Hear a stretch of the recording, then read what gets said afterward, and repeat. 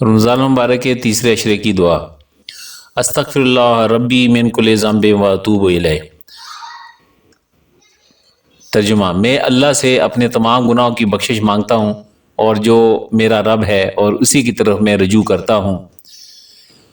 دوستو، رمضان مبارک کا مہینہ ہے تو تیسرے عشرے میں یہ دعا کثرت سے پڑھیں۔ اس کے ساتھ ساتھ لا الہ الا اللہ کا ذکر کریں کہ یہ افضل الذکر ہے، اور الحمدللہ پڑھیں کہ یہ افضل الدعا ہے، اور اول آخر بے شمار درود پاک پڑھیں۔